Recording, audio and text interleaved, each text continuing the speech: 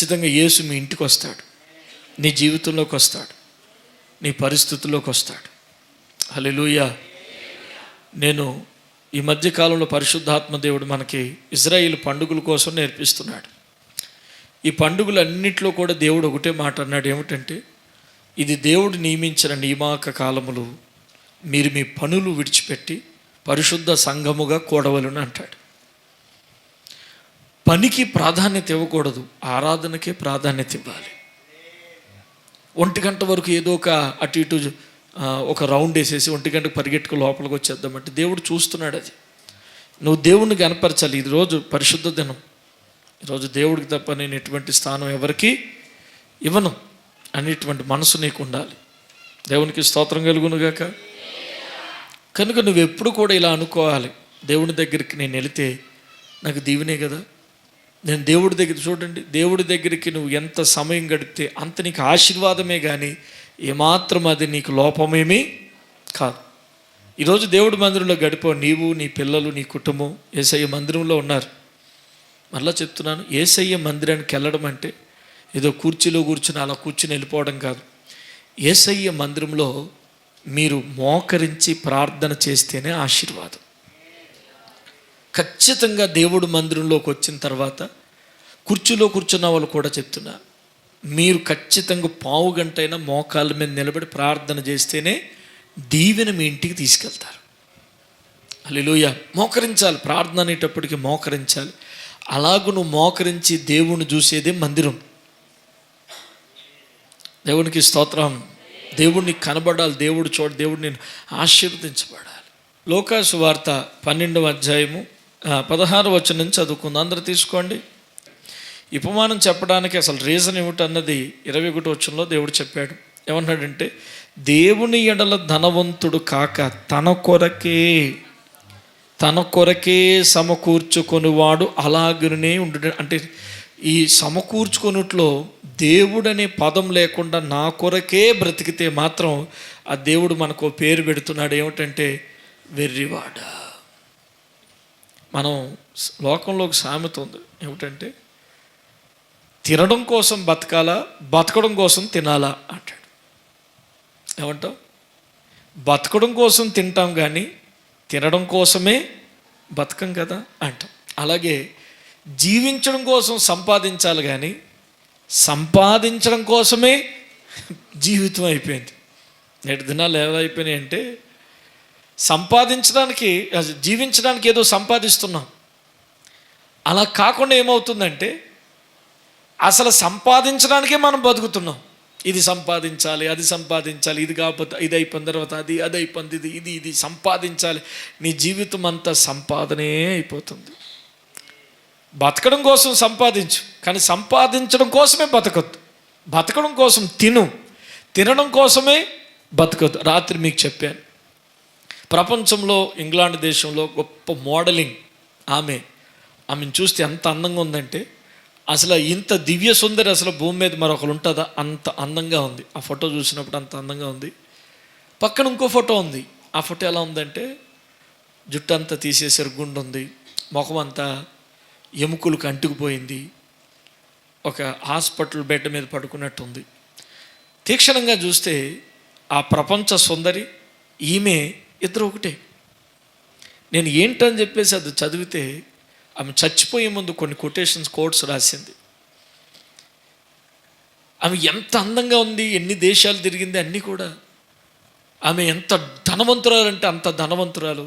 చిట్ట చివరికి ఆమెను చూస్తే ఈమె ఇలా అయిపోయిందేంటి అనుకున్నట్టుగా ఉంది. మనిషి జీవితంలో ఏది శాశ్వతం కాదు, అందం శాశ్వతం కాదు. అందం ఉన్నప్పుడు మనిషి కింద మీద పడతాడు, ఎవరిని లెక్కించాడు, ఎవరిని నేను అందగత్తిని అని గర్వం, పొగరు. మనిషిని పాడు చేసేది పొగరు, గర్వమే. దేవుడు ఏం చెప్పాడు తెలుసా? నాశనము ముందు గర్వం నడుస్తుంది. నువ్వు గర్వంగా వెళ్తున్నావు అంటే వెనకాల నాశనం పరిగెడుతుంది. పొగరు, గర్వం ఎప్పుడు మనిషికి ఉండకూడదు. తోటివారిని గమనించి, తోటివారిని ప్రేమించి, తోటివారితో స్నేహం కలిగేటువంటి దీనత్వం మనందరికీ వచ్చునుగాక. మనిషి డబ్బు ఎక్కువ ఉందనుకో, తోటివారిని నువ్వెంత చిటికలేస్తాడు, నువ్వెంత నేనెంత చిటికలేస్తాడు. డబ్బు ఎక్కువ ఉన్నప్పుడు రాజకీయ బలం ఉందంతే, నువ్వెంత నేనెంత చిటికలేస్తా ఇది దేన్ని చూసి నువ్వు అతిశయించకూడదు. తర్వాత ఎవరిని కేర్ చేయకున్నట్లుగా రెక్లెస్గా నువ్వు జీవించకూడదు. దేవునికి స్తోత్రం. ఎందుకనగా ఏ స్థితి శాశ్వతం కాదు. పడినవాడు పడినట్టుండడు, లేచినవాడు లేచినట్టుండడు, ధనికుడు ధనికుడైనట్టుండడు, ఆరోగ్యస్తుడైనట్టే. ఇప్పుడేం జరుగుతుందో తెలీదు. యాదమ్మకు జరగలేదా అని యాదమ్మ మంచిగా మన మధ్యలో ఉండే ఆమె ఆ కడుపు నొప్పి వస్తుంది అనుకునేది. సంవత్సరంన్నర వరకు అలాగే ఉంది. స్కానింగ్ తీస్తే కడుపులో చిన్న గడ్డ, పరీక్షిస్తే క్యాన్సర్ గడ్డ. కేమా పెట్టారు, తలంతా ఊడిపోయింది. బాధ అనిపించి సంవత్సరం 2 సంవత్సరాలు బతికింది, 2 సంవత్సరాలు చచ్చిపోయింది. మనిషి నేను బలంగా ఉన్నాను కదా, నేను బాగా ఉన్నాను అని ఇప్పుడు అనుకోకు. ఎప్పుడు ఏం జరుగుతుందో తెలీదు. కృప చూపుటకు యెహోవా ఐశ్వర్యవంతుడు. ఈరోజు నువ్వు బతుకున్నావు, దేవా నీ కృపే అనుకో, అప్పుడు ఇంకొక దినం దేవుడు ఇస్తాడు. తండ్రి నీ కృపే అనుకో, అప్పుడు దేవుడు రేపటి దినాన్ని నీకు ఎటువంటి కీడు రాకుండా కాపాడుతాడు. ఈ ప్రపంచ సుందరి కొన్ని కోట్స్ రాసింది. అందులో ఏముందో తెలుసా? మొదట ఏముందో తెలుసా? నాకు ఎన్నో కార్లు ఉన్నాయి, లక్షల విలువ చేసే కార్లు ఉన్నాయి, కానీ ఇప్పుడు నేను తిరుగుతుంది జస్ట్ వీల్ చైర్ మీద తిరుగుతున్నాను అంది. నాకున్న కార్లు ఉన్నాయి, ఖరీదైన కార్లు ఉన్నాయి, కానీ వాటి మీద తిరగలేకపోతున్నాను. 2 చక్రాలు కలిగి వీల్ చైర్ మీద నేను ట్రావెల్ చేస్తాను అంది. నెక్స్ట్ ఆమె ఏముందో తెలుసా? నాకు విలువైన వస్త్రాలు ఉన్నాయి, విలువైన వజ్రాలు కలిగిన ఆభరణాలు ఉన్నాయి, కానీ ఇప్పుడు నేను ధరించుకుంటుంది ఏంటో తెలుసా? కేవలం హాస్పిటల్ వారు ప్రొవైడ్ చేసిన చిన్న వస్త్రం నా ఒంటి మీద ఉంది, అది తప్ప నా ఒంటి మీద ఏమీ లేదు. ఆ వస్త్రాలన్నీ ఏం కావు. మళ్ళీ ఏముందో తెలుసా? నేను విమానం ఎక్కి అనేక దేశాలు సంచరణ చేశాను. ఈ దేశం ఆ దేశం అన్నీ తిరిగాను. ఇప్పుడు నా జీవితం ఎలా ఉందో తెలుసా? ఈ ల్యాబొరేటరీ ఆ ల్యాబొరేటరీ, ఈ హాస్పిటల్ ఆ హాస్పిటల్, నా లైఫ్ ఇలా మారింది. ఇంకోటి ఏముందో తెలుసా? 4వది ఏముందో తెలుసా? నేను రోజు భోజనం చేసేది, నా ఫుడ్ చాలా ప్రీసియస్ వాల్యుబుల్ ఫుడ్ నేను తింటాను, ప్రీషియస్ ఫుడ్ నేను తింటాను. కానీ ఇప్పుడు నా ఆహారం ఏమిటో తెలుసా? జస్ట్ పూటకి 2 ట్యాబ్లెట్లు, నైట్కి 1 గ్లాస్ ఆఫ్ సాల్ట్ వాటర్, అది తప్ప నాకు ఈ భోజనం లేదు. అలా అయిపోయింది. అది చనిపోయే ముందు ఆ కోట్స్ రాసి ఆమె చచ్చిపోయింది. అందుకే దేవుడు ఏమంటున్నాడంటే, ఇదిగో నువ్వు బతుకుతున్న కాలంలో దేవుడు అనకుండా లోకం కోసం ఏదో సంపాదించాలి. సంఘాలు కూడా ఎలా అయిపోయినాయంటే, దేవుడి దగ్గరికి రావడం కూడా ఏదో కావాలని, ఏదో పొందుకోవాలి, ఏదో చెయ్యాలి. మనం బ్రతకడానికి దేవుడు అన్నీ ఇస్తాడంటే ఇక్కడ ఈ ధనవంతుడికి సమృద్ధిగా పండిందంట. ఎలా పండింది? కొట్లు కూర్చుకుంటే పట్టలేనంత ఇచ్చిందంట. దేవుడు తన పిల్లలకి అలాగూ ఎప్పుడు ఇవ్వడం గమనించండి. నీకు ఏ సమయానికి ఎంత అవసరమో అంతే ఇస్తాడు. చప్పట్లు కొట్టి దేవునికి స్తోత్రం చెప్పండి.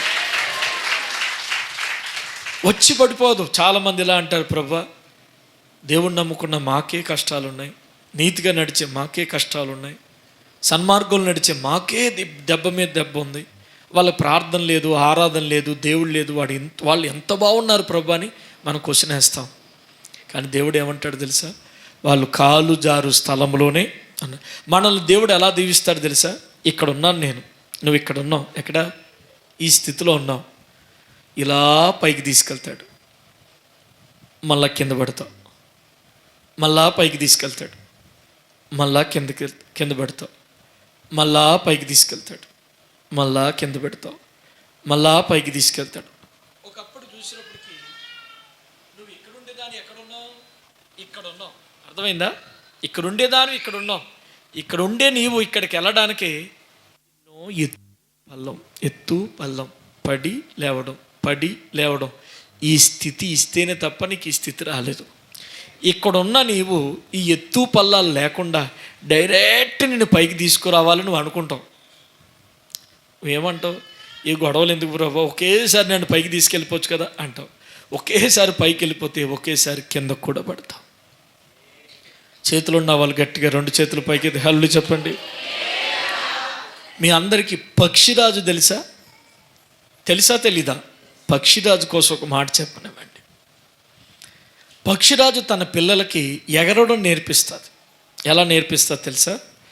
తన కాళ్ళుతో పట్టుకుని ఎగురుకుంటా చాలా ఎత్తుకు తీసుకెళ్తుంది. అప్పుడు ఆ పిల్ల అనుకుంటుంది, మా డాడీ ఎంత గొప్పడో, నన్ను చాలా పైకి తీసుకెళ్తున్నాడని అనుకుంటుంది. పైకి తీసుకెళ్ళిన ఆ పక్షిరాజు ఒకేసారి దయాదాక్షిణ్యం ఏమీ లేకుండా వదిలేస్తుంది బిడ్డని. వదిలేసినప్పుడు ఆ పిల్ల అనుకుంటుంది, డాడీ అసలు నువ్వు డాడీవేనా, నన్ను ఎందుకు ఇలా వదిలేసాను? కింద పడిపోతున్న సమయంలో ఎక్కడి నుంచి వస్తుందో తెలియదు కానీ తండ్రి మళ్ళా పట్టుకుంటుంది. అమ్మయ్య వదిలేసాం అనుకున్నాను డాడీ, కానీ వదలలేదు, దేవా స్తోత్రం అనుకుంటాం. మరలా ఏం చేస్తుంది, మరలా పైకి, అబ్బా మా డాడీ ఎంత పైకి తీసుకెళ్తున్నాడో అనుకుంటుంది, మరలా వదిలేస్తుంది. డాడీ నువ్వెందుకు ఇట్లా నన్ను వదిలేస్తున్నావు డాడీ నేనంటే నీకు ఇష్టం లేదా, నన్నే ఎందుకు ఇలా చేస్తున్నావు డాడీ, నువ్వు నా తండ్రివే కదా, నేను నీ బిడ్డనే కదా డాడీ, అయిపోయింది నా జీవితం. మళ్ళా ఎక్కడి నుంచి వస్తుందో మళ్ళా పట్టుకుంటుంది, మళ్ళా పైకి తీసుకెళ్తుంది. మళ్ళా వదిలేస్తున్న క్రమంలో ఈ భయం చేత తనకు తెలియకుండానే రెక్కలు కొట్టుకోవడం అలవాటు అవుతుంది. ఒక్కోసారికి కింద పడిపోతున్న ఈ బిడ్డ తనంతట తానే ఎగురుతుంది. అప్పుడు అదే ఎత్తులోకి తండ్రి ఎదుగుతున్నాడు, అదే ఎత్తులోకి బిడ్డ కూడా ఎగురుతుంది. అప్పుడు తండ్రి అంటున్నాడు, కొడుకా నువ్వు నాలాగా నా స్థాయిలో ఎదుగుతామనే బిడ్డ నీకు ఈ శ్రమలు పెట్టాను అంటాడు. చప్పట్లు కొట్టి దేవునికి స్తోత్రం చెప్తాను. ఎప్పుడు కూడా లోకస్తులు చూసి వాళ్ళగా అయిపోవాలని ఎప్పుడు అనుకోవద్దు. నువ్వు ఎలాగ మారాలో, నిన్ను ఎలాగ దీవించాలో, నిన్ను ఎలా పైకి తీసుకురావాలో యేసుకు బాగా తెలుసు. ప్రతి అనుభవంలో ఏదో ఒక లెసన్ ఉంది. ఆ లెసన్ ఏమిటని ఆలోచించు. నేను నేర్చుకోవాల్సిన లెసన్ ఏమిటని ఆలోచించు. లెసన్ నేర్చుకో. నువ్వు పడినవాడు ఖచ్చితంగా గట్టిగా మారుతావు, 10 మందికి ఆదర్శంగా మారుతావు. నిన్ను 10 మంది ఎదుట గొప్పవాడుగా అనే మాట కాకుండా బలమైన వాడుగా నిలబెట్టాలనే ప్రభు ఆలోచన. ఈ ధనవంతుడు ఉన్నాడండి, ఎవరైనా ఈ ధనవంతుడు ఉన్నాడు, కొట్లు సమృద్ధిగా పండిన తర్వాత ఏమనుకుంటున్నాడు తెలుసా? చదవండి 12వ అధ్యాయంలో 19వ వచనం. తిను తాగు తిరుగు ఇదే పని. అప్పుడు దేవుడు ఏమన్నాడంటే, ఒరే నీకు ఆస్తి ఇచ్చింది ఎవరు? రాత్రి మీకు నిన్నో కానీ చెప్పాను, ప్రథమ ఫలములు పండుగలో ద్వితీయోపదేశ కాండలో అంటాడు, దేవుడు నీకు ఇచ్చాడు. దేవుడు నీకు రాత్రి చెప్పాను ఏంటి, పెంతెకోస్తు పండుగలో దేవుడు నీకు ఇచ్చాడు. ఇచ్చిన దేవునికి నువ్వు ఎలా ఉండాలంటే కృతజ్ఞత. అదే పెంతెకోస్తు పండుగ అంటే. ఈరోజు నేను కలిగిన ఈ కొట్లలో ధాన్యం దేవుడిచ్చినది, నా ఉద్యోగం దేవుడిచ్చినది, నాకు వస్తున్న సంపాదన దేవుడిచ్చింది, పిల్లలు దేవుడిచ్చింది, ఇల్లు దేవుడిచ్చింది. దేవుడిచ్చిన దాంట్లో దేవుణ్ణి జ్ఞాపకం చేసుకొని నీవు కృతజ్ఞత లేనివాడివి. నువ్వు ఖచ్చితంగా నీ దేవుడైన యెహోవాని నీవు జ్ఞాపకం చేసుకోవాలి. నా మాట్లాడదమైన వాళ్ళందరూ హల్లెలూయా చెప్పండి.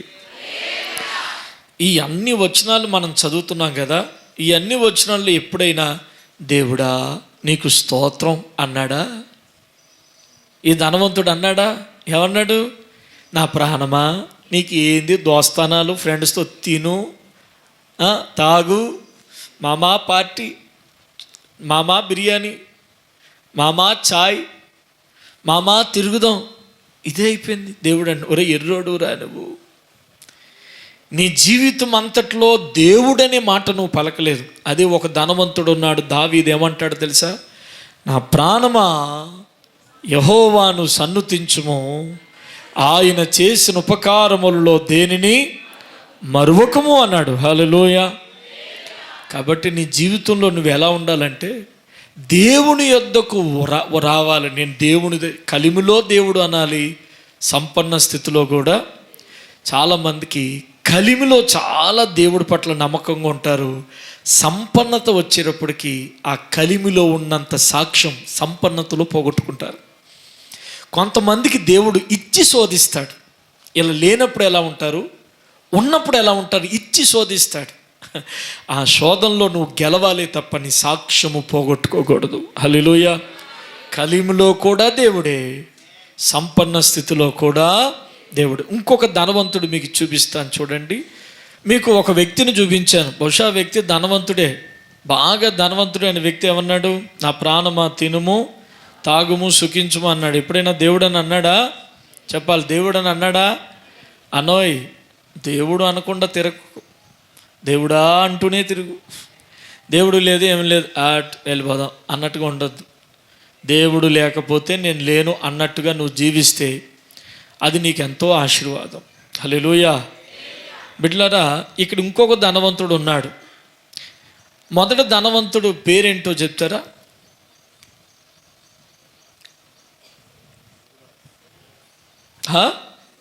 ఎర్రోడు. వాళ్ళ తల్లిదండ్రులు పెట్టారా, దేవుడు పెట్టాడా? దేవుడే పెట్టుకున్నాడు. ఏమన్నాడు? ఒరే వెర్రోడా, నీకు ఈ ఇహలోకం కోసం ఆలోచిస్తున్నావు కానీ పరలోక రాజ్యం కోసం నీవు. ఇక్కడ ఈ ధనవంతుడు ఉన్నాడు. ఈ ధనవంతుడికి అసలు ఆ పేరు కూడా పెట్టలేదు. ఈ ధనవంతుడు ఎలాంటి ధనవంతుడు అంటే చాలా మంచోడు. మొదటి ధనవంతుడికి దేవుడు కావాలని అనుకోలేదు, కానీ ఈ ధనవంతుడికి దేవుడు కావాలని అనుకున్నాడు. దేవునికి స్తోత్రం. అరే ఎంత డబ్బు ఉంది, డబ్బును ఏం చేసుకుంటాను? అమ్మాయి సాక్ష్యం విన్నారు కదా, నాకు కోట్లు ఉన్నాయి కానీ నేను తింటుంది ఏమిటి? పొద్దున్న 2 టాబ్లెట్లు, సాయంత్రం 1 గ్లాసు ఉప్పు నీళ్ళు, అది తప్ప నా తినడానికి కూడా ఏమీ కోట్లున్నా నాకేం లేదు. బిడ్డలారా గమనించండి, నువ్వు ఏం అడగద్దు. ప్రభు చిత్తం అయితే మంచి ఆరోగ్యం కావాలని అడుగు, అంతే. ట్యాబ్లెట్లతో జీవించే జీవితం కాదయ్యా, నాకు ఆరోగ్యం ఇవ్వి, ఆరోగ్యముతో నీ కోసం బ్రతికే సాక్ష్యం ఇవ్వని కూడా అడుగు. దేవుడు నీకు ఏది ఇచ్చాడో అది దేవుని కోసం వాడబడు, అది మంచి సాక్ష్యం. నీకేమి ఇచ్చాడు? బండి ఇచ్చాడు, సేవలో వాడు. కారు ఇచ్చాడు, సేవలో వాడు. ఆటో ఇచ్చాడు, సేవలో వాడు. తలాంతులు ఇచ్చాడు, సేవలో వాడు. నీకేమి ఇచ్చాడు? అది దేవుడు. ఆరోగ్యం ఇచ్చాడు, సేవలో వాడు.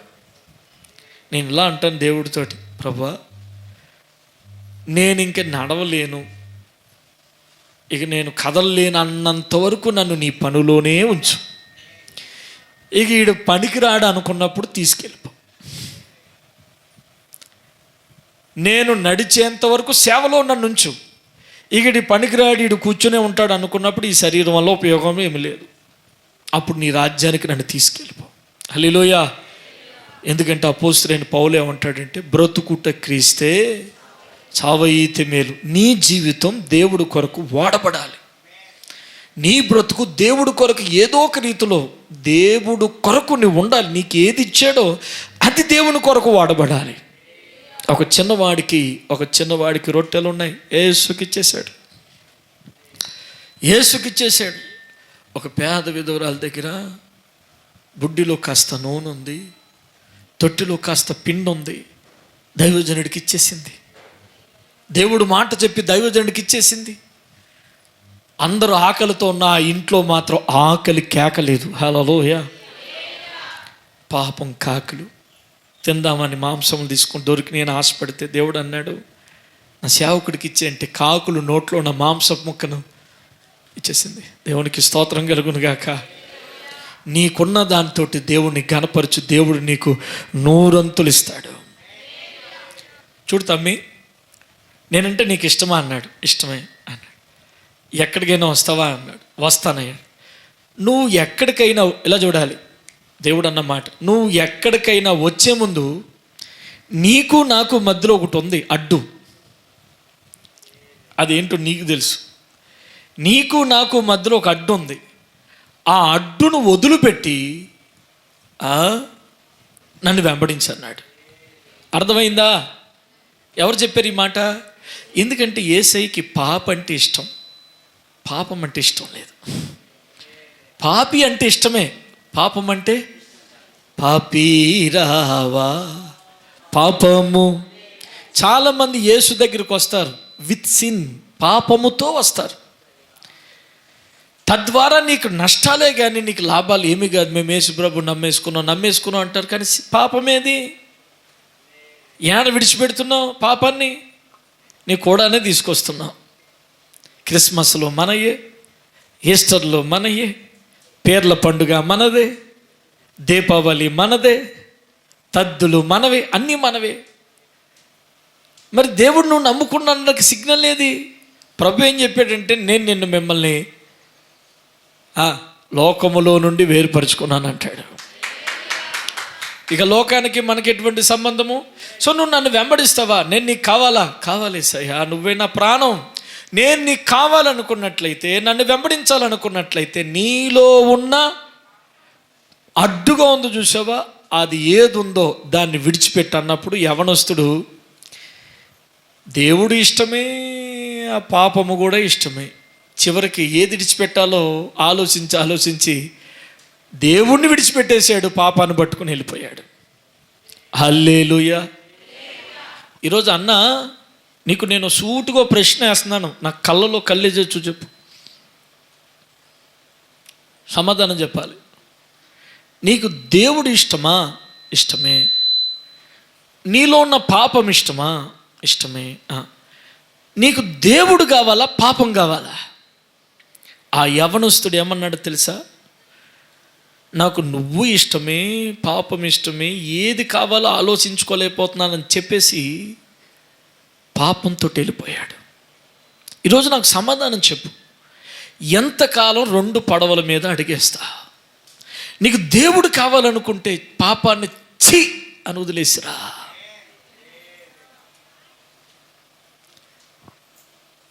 మన సంఘంలో ఒక యవనస్తుడున్నాడు, పేరు అడక్కండి, మళ్ళీ నన్ను తిట్టుకుంటాడు. చాలా రోజుల క్రితం నా దగ్గరికి వచ్చాడు. యేసు నమ్ముకుంటానని వచ్చాడు. వచ్చావా? సంతోషం. నమ్ముకోరా అన్న. నమ్ముకున్నాడు. బాప్తిసం తీసుకున్నావా? తీసుకున్నాను. బల్ల తీసుకుంటావా? తీసుకున్నాడు. ఒకరోజు ఉపవాస ప్రార్థనలు ఇలాగే జరుగుతున్నప్పుడు, 21 దినాలు ఉపవాస ప్రార్థనలు పాత చర్చిలో ఉన్నాం. 21 రోజులు ఉపవాస ప్రార్థనలు చేసినప్పుడు సడన్గా దేవుని ఆత్మ అతను తాకింది. అతని హృదయం తాకినప్పుడు నేలకు బుర్రనేసి కొట్టుకుంటున్నాడు. నాకు అర్థం కాలేదు, కుర్రోడు కొత్తగా వచ్చాడు. నేలకు బుర్రనేసి కొట్టుకుంటున్నప్పుడు ఏడుస్తున్నాడు. ఆ తర్వాత పిలిచాడు, ఏమిరా అలాగే ఏడుస్తున్నావు తమ్మి అంటే, అన్నా నేను ఇన్నాళ్ళు నీ దగ్గరికి రానంత వరకు నేను క్రైస్తవునే, కానీ పాపము లోపల పెట్టుకున్నాను, ప్రార్థన కూడా చేశాను, చర్చిలోకి వెళ్ళాను, పాపము కూడా సీక్రెట్ సిన్ నాలో ఉంది, రహస్య పాపం నాలో ఉంది, ఆరాధన చేస్తున్నాను, పాపం కూడా ఉంది, పాటలు పాడుతున్నాను, పాపం నాలో ఉంది, పాపము ఉంది, ప్రార్థన ఉంది. ఈరోజు ఉపవాస ప్రార్థనలో మాట్లాడాడన్నా, పాపం విడిచిపెట్టమని మాట్లాడాడన్నా. మరి ఏం చేస్తారా? పాపం విడిచిపెట్టవా? నేను చేస్తున్న పాపం విడిచిపెట్టేటువంటి పాపం కాదు, అది నాతో ఏకమైపోయిన పాపం. మీరు అర్థం చేసుకోండి. ఏకమైపోయిన పాపం అంటే నువ్వు నేను ఏకమైపోయాం దేవునికి అన్నట్టు పాపం అది. ఒకవేళ ఆమె నేను విడిచిపెడితే, మరి నీ భార్యకి తెలుసా? నా భార్యకి తెలియదన్న, పాపం పిచ్చిదామే, అమాయకురాలు. మరి ఈ పాపం ఎట్లారంటే, ఆమె నేను విడిచిపెడితే నన్ను ఏం చేస్తుందో తెలియదన్నా. ఒరే, యేసు కావాలంటే పాపం విడిచిపెట్టు. హల్లెలూయా. మీరు గమనించండి, ఇదో బాటిల్. ఈ బాటిల్ ఏంటో నన్ను అడగండి, ఏంటో నీకు తెలుసు. ఇదో బాటిల్, రోజు తాగేస్తావు. నువ్వు అనాలి, ఓ బాటిలా, నువ్వంటే నాకు ఇష్టం లేదు, యేసు అంటే నాకు ఇష్టం అని అనగలవా? అనలేవు. యేసయ్యే నా ఇష్టం అని దీన్ని తాగేస్తావు. హల్లెలూయా. ఇప్పుడు ఈ కుర్రోడు పశ్చాత్తాపడుతున్నాడు. ఏమిటంటే, దేవుడు కావాలితే పాపం విడిచిపెట్టమన్నాడు, ఈమెమో నన్ను విడిచిపెట్టే లేదు. అక్రమ సంబంధం, వేరొక స్త్రీతో అక్రమ సంబంధం పెట్టుకున్నాడు. నేను అన్నాను, రే తమ్ముడా, నువ్వు భయపడకు, యేసుతో ఉంటే నిత్య జీవం, ఈ పాపంతో ఉంటే నిత్యము నరకమే. యేసుతో ఉంటే నిత్య జీవితం, నువ్వు ఇలాంటి బిజినెస్లు సైడ్ పాపాలు చేస్తే నిత్యము నరకమే, వదిలేరా అన్నాడు. ధైర్యం చేసుకుని చెప్పేశాడు, నేను వదిలేస్తున్నాను నిన్ను అన్నాడు. పట్టుకుని వచ్చేసే ఈడు పనిచేసే స్థలంలోకి వచ్చేసి పెద్ద పంచాయతీ పెట్రోల్ వేసేసుకుంటా, అదేసేసుకుంటా, నీ పేరు జైల్లో పంపించేస్తాను, అక్కడి నుంచి ఈడు వెళ్ళిపోయి గడగడ ఫోన్, అన్నో అయిపోయింది, ఏం చేయమంటావు, ఇటువంటి మెయింటైన్ చేయమంటావు అని పెట్టేవు. రే ఏమొద్దు, భయపడకు, యేసు నీకు తోడుగా ఉన్నాడు, ఏం చేసుకుంటా చేసుకో. మన పోలీస్ స్టేషన్కి వెళ్తావా, పోలీసులు మనకు తెలిసిన తెలియని వాళ్ళు ఎవరు కదరా, మాట్లాడదాం అన్నాను. అటు ఇటు అన్నది అటే పోయింది, ఇప్పుడు వరకు రాలేదు. దేవునికి స్తోత్రం కలుగును గాక. ధైర్యంగా నిలబడ్డాడు, కుటుంబం కట్టబడ్డది, ఈ రోజు పరిశుద్ధుడే నిలబడ్డాడు. హల్లెలూయా. కానీ యవనస్తుని చూసి నాకు చాలా బాధ అనిపిస్తుంది. దేవుడు ఏమన్నాడు, నువ్వు కొండలెక్కర్లేదురా, మెట్టలెక్కర్లేదురా, నన్ను వెంబడించాలంటే పాపం విడిచిపెట్టమన్నాడు. అలా పాపం విడిచిపెట్టమన్నా యేసును విడిచిపెట్టాడు, కానీ పాపాన్ని విడిచిపెట్టలేదు. హల్లెలూయా. వాక్యం వింటున్న చెల్లెమ్మ, వాక్యం వింటున్న తమ్ముడా, దేవుడు కావాలా, లోకం కావాలా? దేవుడు కావాలా, పాపపు ఆనందం కావాలా? రెండూ కావాలని అనుకో. ఎందుకంటే చీకటి ఉన్న దగ్గర వెలుగుండదు, వెలుగున్న దగ్గర మనము యేసు కావాలనుకుంటే సెపరేట్గా జీవించాలి. ఇంకొక ధనవంతుని చూపించి నేను ముగిస్తాను. లోకాసు వార్త 19వ అధ్యాయం 1వ వచనం చదువుకుందాం. యాకోబు అంటున్నాడు, దేవుని యొద్దకు రండి, అప్పుడు ఆయన మీ యొద్దకు. ఒక ధనవంతుడి జీవితంలో అన్నీ ఉన్నాయి, కానీ దేవుడు అని అన్నాడా? అనలేదు. ఇంకో ధనవంతుడు అన్నీ ఉన్నాయి, దేవుడు కావాలని అనుకున్నాడు, కానీ పాపాన్ని విడిచిపెట్టలేకపోయాడు. హల్లెలూయా. దేవుడు అనే పేరు లేకుండా బతికితే నువ్వు వెర్రోడివే. దేవుణ్ణి కావాలని వచ్చి నీవు పాపాన్ని వదిలిపెట్టుకోలేకపోతే నీ పేరు జీవగ్రంథములో ఉండదు. కానీ మూడో ధనవంతుడి పేరు గ్రంథములో ఉంది, అతని పేరు జక్కయ్య. తమ్ముడా, ఎవని పేరు జీవగ్రంథములో ఉన్నదో వారు జీవితం అంతా ఆశీర్వాదమే. దేవుని రాజ్యములో వాళ్ళు కనబడతారు. నీ పేరు ఉందా? నీ పేరు జీవగ్రంథములో ఉందా? నీ పేరు జీవగ్రంథములో లేకపోతే నువ్వు చనిపోయినప్పుడు దేవుని రాజ్యములోకి వెళ్ళలేవు. యేసు రక్తము చేత కడగబడి యేసు కావాలనుకున్న వారి పేర్లు మాత్రమే జీవగ్రంథములో రాయబడతాయి. స్తోత్ర. ఇతను ధనవంతుడే, అక్కడ రాయబడుతుంది ధనవంతుడైన జక్కయ్య. ఇతను ఎవరండి? ధనవంతుడైన జక్కయ్య. ఓ ధనవంతుడు ఉన్నాడు అని దేవుడు రాయలే, ఒప్పుకోలేదు మనసు, ఇతని పేరు రాశాడు. నువ్వు యథార్థంగా జీవిస్తే ఖచ్చితంగా నీ పేరు రాస్తాడు. ధనవంతుడైన జక్కయ్య ఇతను అనుకున్నాడు, నాకు ఎంతో ఆస్తుంది, కానీ నా మనసులో శాంతి లేదు. ఈ శాంతి లేకపోవడానికి కారణం ఏమిటంటే యేసు లేడు నా జీవితంలోకి. నాకు యేసు కావాలని వచ్చాడండి. ఇల్లు దాటి వచ్చాడండి, కులము దాటి వచ్చాడండి, మతము దాటి వచ్చాడండి, అనేక మంది ఆటంకాలు దాటి వచ్చాడండి. యేసు దగ్గరికి రావడం అంటే అంత ఈజీ కాదు, కులం అడ్డుపడుతుంది. కానీ ఎప్పుడు ఒక చర్చికి సమాధుల కోసం వెళ్ళొద్దు, ఒక చర్చికి ఏదో పెళ్ళిళ్ళ కోసం వెళ్ళొద్దు. ఒక చర్చికి నువ్వు వెళ్ళేటప్పుడు అక్కడ నాకు దేవుడు కనబడుతున్నాడా లేడా అని చూడాలి. అలాంటి చర్చికి వెళ్ళాలి. కానీ ఏసీలు ఉన్నాయా, లేకపోతే ఆ చర్చికి వెళ్తే నాకు బెనిఫిట్స్ ఏమిటి? కేకులు ఇస్తారా, చాకులు ఇస్తారా, పెట్లు ఇస్తారా? చచ్చిపోయినప్పుడు పెట్ల కోసం వెళ్తావా చర్చికి? మేము చచ్చిపోతే మా పాస్టర్ గారు మా ఇంటికి పెట్టి ఫ్రీ. చచ్చిపోయినప్పుడు పెట్ల కోసం అమ్మ మనం వెళ్ళేది చర్చికి. చచ్చిపోయిన తర్వాత పరలోక రాజ్యం వెళ్ళేటువంటి వాక్యం కొరకు వెళ్ళాలి. హల్లెలూయా. నీ అమాయకత్వాన్ని చూసి మోసగించే వాళ్ళు ఎంతోమంది అయ్యారు. అంత అమాయకురాలుగా ఉండకు తల్లి. దేవుడు అంటున్నాడు, ఇదిగో శరీరం కోసం కాదు, ఆత్మను పడద్రోయగల శక్తి గల వానికి మీరు భయపడండి. హల్లెలూయా, హల్లెలూయా. ఎన్నో ఆటంకాలు, దేవుడి దగ్గరికి రావాలంటే ఎన్నో ఆటంకాలు. జక్కయ్య ముందుకు వచ్చినప్పటికి అనేక మంది అడ్డుపడిపోయారు. అసలు యేసును చూడాలనుకుంటే ఏళ్ళెవర్రా బాబు నాకు అడ్డుపడుతున్నారని అనుకుని ఎలాగైనా యేసు కావాలి, నాకు యేసు దొరకాలి, ఎలాగా. ఇదిగో బిడ్డ, నీ గుండెల్లో ఆశ ఉంటే ఖచ్చితంగా ఆశ కలిగిన ప్రాణాన్ని దేవుడు మేలులతో, నీవు ఒక సంఘానికి వచ్చినప్పుడు, ఒక స్థలానికి వచ్చినప్పుడు ఏమనుకోవాలి తెలుసా? నాకు యేసు కనబడితే బాను, నాకు యేసు మాట్లాడితే బాను, నాకు యేసు దర్శిస్తే బాను, నాకు యేసు నా స్వరం నాకు ఒక్క మాట అయినా వినబడితే బాను అని ఆశతో కూర్చోవాలి. ఇంత గంట వాక్యములో ఒక్క మాట అయినా ప్రభు నీతో మాట్లాడతాడు. నువ్వు వినిపించుకోకుండా నీ బాధలతో ఉన్న ఒక్క మాట అయినా నీ చెవుల్లో చూచి అది నీకోసమే మాట్లాడుతున్నట్టు ప్రభు చేస్తాడు. ఇక్కడ ఉన్న ఇందిరమ్మకి గొప్ప కార్యం దేవుడు చేస్తాడు. హల్లెలూయా. గొప్ప మిరాకిల్ జరుగుతుంది మీ జీవితంలో. గొప్ప మిరాకిల్, దేవుడు మాట ఇది, గొప్ప మిరాకిల్ మీరు అనుభవిస్తారు. హల్లెలూయా. బిడ్డలారా, ఇతడు ఆటంకాలు వచ్చినని వెనక్కపోలే. ఎలాగైనా నేను దేవుణ్ణి దర్శించాలని అటు ఇటు తిరిగితే ఇతనికి ఒక దారి దొరికింది. ఆ దారి పేరేమిటో తెలుసా? మేడి చెట్టు. అదే దేవుని సంఘం. నీకు దేవుడు కావాలని అనుకున్నట్లయితే నీకు దేవుణ్ణి చూపించడానికి భూలోకములో ఉన్న దేవుని ఆయుధం ఏమిటంటే దేవుని సంఘమే. నువ్వు దేవుని మాటలు వినాలనుకుంటున్నావా? ఆ సంఘం దగ్గరికి వెళ్ళాలి.